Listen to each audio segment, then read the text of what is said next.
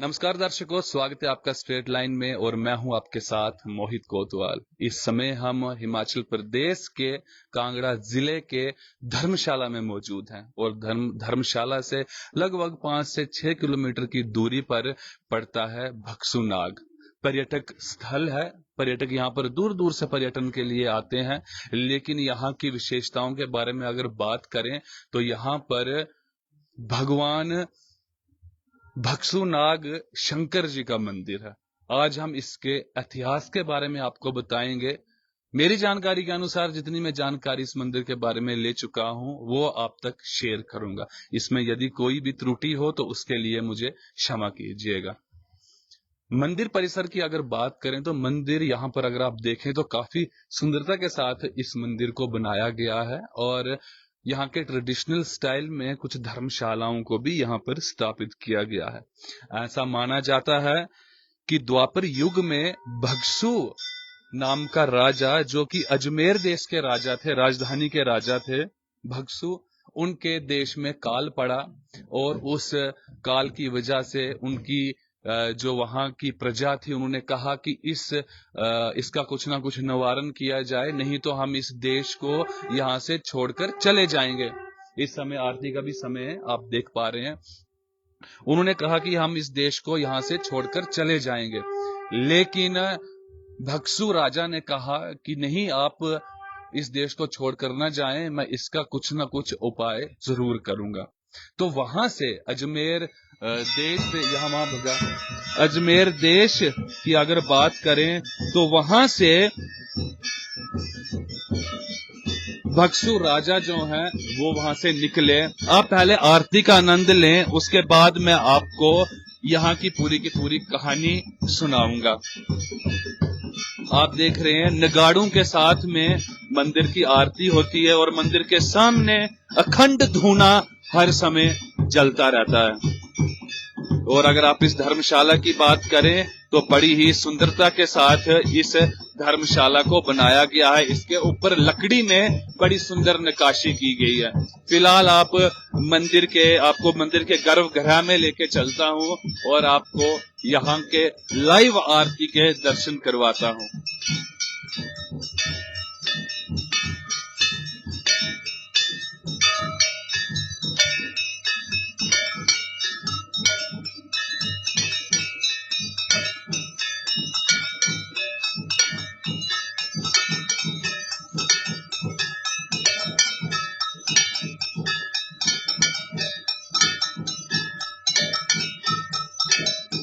इस समय आप ये लाइव विजुअल्स भक्सुनाग शंकर मंदिर के अंदर से देख रहे हैं।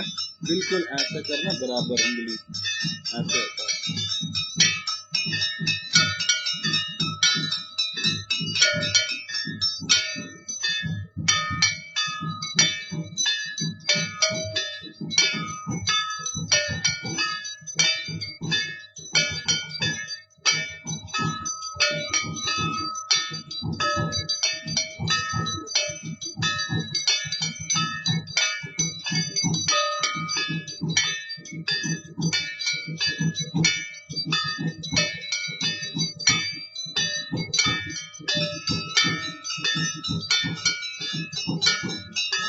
लोगों को बुला मेरे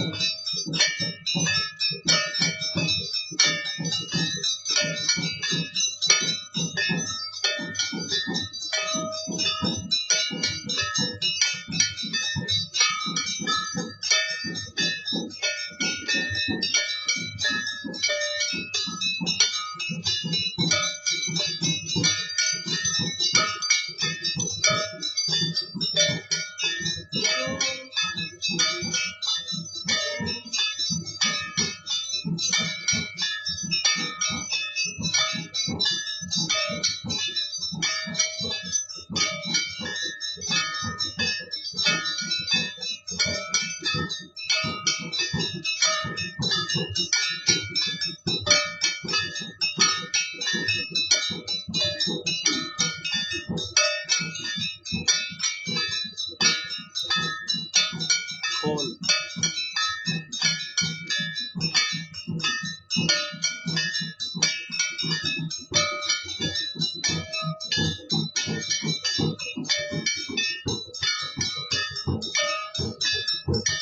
दर्शकों, तो वापिस फिर से कहानी पर आ जाते हैं। जैसे मैंने आपको कहा कि भक्सु नाम का राजा जो अजमेर देश में राज किया करते थे, उनके वहां पर काल पड़ा और उन्होंने कहा, उनकी प्रजा ने उनको कहा कि हम इस देश को छोड़ के यहाँ से चले जाएंगे, आप यहाँ पर पानी का बंदोबस्त करें। तो राजा ने कहा, भक्सु राजा ने कहा कि आप यहाँ पर मेरा इंतजार करें, मैं पानी का कुछ न कुछ प्रबंध कर कर अवश्य आपके पास आऊंगा। और जब भक्सु नाग वहां से निकले, द्वापर युग की बात है, तो वो धर्मशाला से होते हुए जब यहाँ पर पहुंचे, तो यहाँ से वो सी लेवल की अगर बात करें तो 18,000 फीट की ऊंचाई यानी कि धौलाधार में जब वो पहुंचे, तो वहां पर नाग सरोवर नाम के एक सरोवर से उन्होंने, द्वापर युग की बात है, जो भक्सु थे, भक्सु राजा थे, वो राक्षस जाति से थे, तो शक्तियां उनको प्रदान थी, तो उन्होंने पूरे सरोवर को एक कमंडल में भरकर वहां से वापस लेकर आए। जब इस स्थान पे वो पहुंचे, तो यहाँ पर क्या हुआ कि वहां पर क्या हुआ कि पानी, रात हो गई और वो यहाँ पर रात को रुके। वैसे ही नागों को पता चल गया कि यहाँ से भक्सु राजा ने यहाँ से सरोवर का जल पूरा का पूरा ले गया है। तो जब वो यहाँ पर आए, तो भक्सु नाग में और नागों के बीच में काफी युद्ध हुआ। तो उस युद्ध में भक्सु जो थे वो हार गए। तो उन्होंने नागों से याचना की, नागों से उन्होंने क्षमा मांगी और उन्होंने कहा कि मैंने ये अपराध तो किया है, लेकिन इस अपराध के पीछे भी कारण है। और वो कारण ये था कि उनकी प्रजा पानी के बिना वहां पर काल पड़ चुका था। तो उन्होंने कहा कि आप यहाँ पर, अब ये सरोवर, ये पानी आप देख रहे हैं कि लगातार यहाँ पर पानी किस प्रकार से बह रहा है। तो ये उसी करमंडल का पानी यहाँ पर बह रहा है, उसी नाग सरोवर का, जो कि धौलाधार में स्थित है। तो उन्होंने जब उनको कहा कि अब मुझे तो मृत्यु दंड अवश्य मिलेगा, लेकिन मेरी एक अंतिम इच्छा है, उस इच्छा को पूरा किया जाए। तो नाग देवता को बड़ा उनके ऊपर उन्होंने सोचा कि उन्होंने कहा कि कोई बात नहीं, तो बता क्या तेरी अंतिम इच्छा है। तो उन्होंने कहा कि मेरी अंतिम इच्छा ये है कि यहाँ का नाम मेरे नाम पर पड़े, ताकि मैं अमर रहूं। मुझे यानी कि लोग ये ना सोचें कि ये इसने चोरी करके यहाँ पर पानी को लाया था। तो इसीलिए उन्होंने कहा कि उन्होंने वरदान दे दिया कि इस जगह का नाम भक्सु नाग के नाम पर चलेगा। उसके पश्चात उसने जो उनसे वादे किए थे, तो वो नाग देवता ने पूरे किए। उन्होंने उस देश में, अजमेर देश की बात करें तो वहां पर उन्होंने बारिश कर दी, और इस समय वहां पर हजारों की तादाद में चश्मे ही चश्मे हैं। तो ये कथाएं पुराणों में वर्णन किया गया है इनके बारे में। तो मैंने सोचा, जब हम यहाँ पर आए, स्टेट लाइन की टीम जब यहाँ पर आई, तो हमने सोचा कि क्यों ना आपको भी इसके बारे में बताया जाए। बड़ा ही प्राचीन स्थान है। चलिए आपको ऊपर जहां से ये पानी निकलता है, वो स्थान आपको दिखाने की कोशिश करेंगे। आपने बहुत सारे चश्मे देखे होंगे, बहुत सारी बावलियां आपने देखी होंगी, लेकिन आपने ऐसा चश्मा कहीं नहीं देखा होगा जिसमें इतना ज्यादा पानी का स्तोत्र है। आप देख पा रहे हैं कि यहां पर अगर आप देखें तो आप अंदाजा लगा सकते हैं कि कितना पानी का स्तोत्र यहाँ पर है, कितना पानी यहाँ से निकल रहा है। और ऐसा माना जाता है कि इस पानी के स्नान से और इसके पान से श्रद्धालुओं को बड़े सारे रोगों का निवारण होता है। आपको ये भी बताता चलूं कि जो नाग देवता थे उन्होंने फिर यहाँ पर अपने आराध्य भगवान शिव के शिवलिंग का रूप धारण किया और वो खुद भी यहीं पर स्थापित हो गए। उसके बाद जब यहाँ पर राजा धर्मचंद जी का शासन हुआ तो राजा धर्मचंद जी के नाम पर ही इस जगह का नाम धर्मशाला भी पड़ा है। राजा धर्मचंद जी ने इस मंदिर की नवीकरण किया, इस मंदिर को दोबारा से बनवाया और तब से लेकर आज तक लोग श्रद्धालु यहाँ पर दूर दूर से आते हैं, पर्यटक यहाँ पर दूर दूर से आते हैं, यहाँ पर दर्शन करते हैं और भगसु नाग शिव मंदिर के दर्शन भी करते हैं। भगसु, मैंने जैसे कि आपको कहा कि भगसु राजा थे और आपको फिर से मंदिर की तरफ, मंदिर के प्रांगण की तरफ, मंदिर परिसर की तरफ लेकर चलते हैं।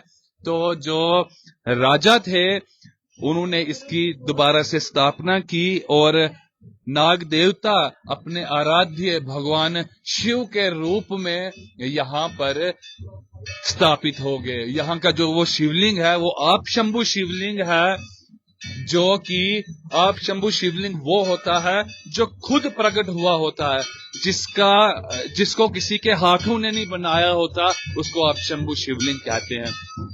आप देख पा रहे हैं यहाँ पर संध्या आरती इस समय हो रही है और लोग यहाँ पर अपनी श्रद्धा भाव से यहाँ पर इस आरती में जुड़े हुए हैं। मंदिर की अगर बात करें, मंदिर के साथ में एक सुंदर सी धर्मशाला बनाई गई है, बड़ी ही सुंदर, इसके ऊपर नक्काशी आपको देखने के लिए मिलेगी। आप जब भी यहाँ पर आए, भगसु नाग शिव मंदिर में जब भी आए तो आप यहाँ के दर्शन करें और भगवान शिव का आशीर्वाद प्राप्त करें। आपको एक बार फिर से हम गर्भगृह के उस शिवलिंग के दर्शन कराने का प्रयास करते हैं।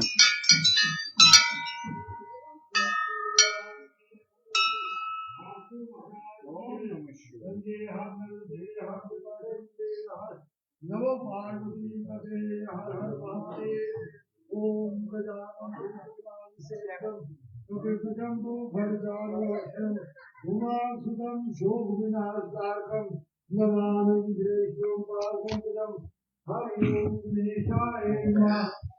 इसी के साथ आज के इस मंदिर की